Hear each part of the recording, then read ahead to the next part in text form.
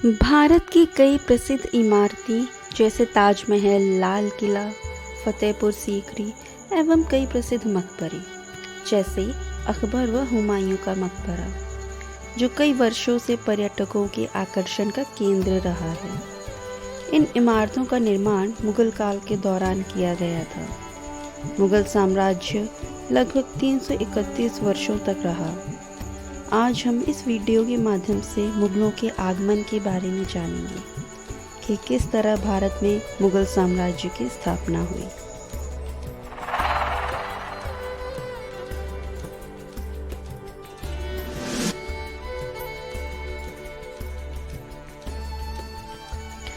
सोलहवीं सदी एशिया और भारत में भारी परिवर्तनों की सदी थी। ज़हीरुद्दीन मोहम्मद उर्फ बाबर मुगल साम्राज्य का संस्थापक एवं प्रथम शासक था।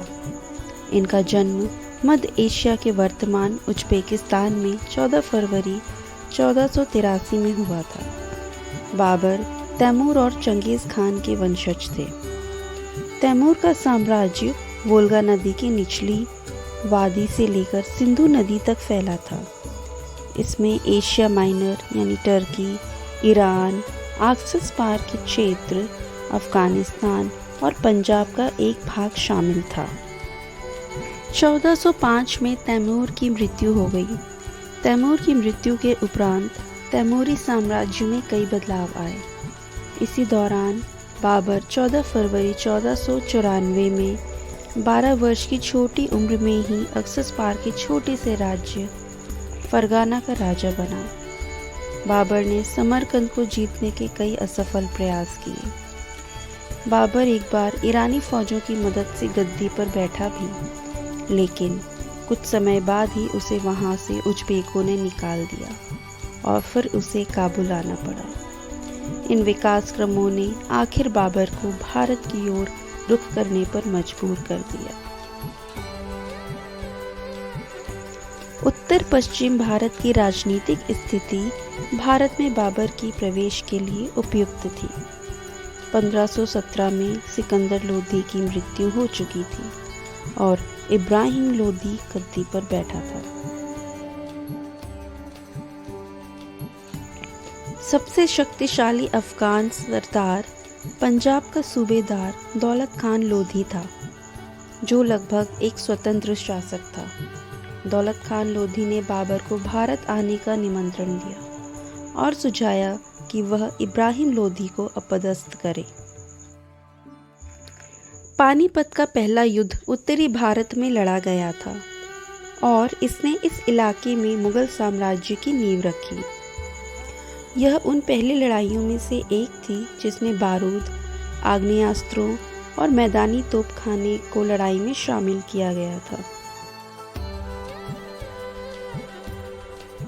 यह युद्ध 21 अप्रैल 1526 में पानीपत नामक एक छोटे से गांव के निकट लड़ा गया था, जो वर्तमान भारतीय राज्य हरियाणा में स्थित है। बाबर से इब्राहिम लोदी का सामना पानीपत में हुआ। उसके पास 1 लाख सैनिक और 1000 हाथी थे। बाबर की सेना इब्राहिम लोदी की सेना से संख्या में कम थी। इसी कारण बाबर ने तुलुगुमा युद्ध नीति एवं अरबा युद्ध नीति के तहत युद्ध करने का फैसला लिया। तुलुगुमा युद्ध नीति, इसका अर्थ था पूरी सेना को विभिन्न इकाइयों बाएं, दाहिने और मध्य में विभाजित करना। बाएं और दाहिने भाग को आगे तथा अन्य टुकड़ियों को पीछे के भाग में विभाजित करना। इसमें दुश्मन को चारों तरफ से घेरने के लिए एक छोटी सी सेना का उपयोग किया जा सकता था। अरबा युद्ध नीति, केंद्रीय फॉरवर्ड डिवीज़न को तब बैलगाड़ियाँ अरबा प्रदान की जाती थी, जिन्हें दुश्मन का सामना करने वाली पंक्ति में रखा जाता था और ये जानवरों की चमड़ी से बनी रस्सियों से एक दूसरे से बंधे होते थे। अरबा के पीछे तोपों को रखा जाता था ताकि पीछे छिपकर दुश्मनों पर प्रहार किया जा सके।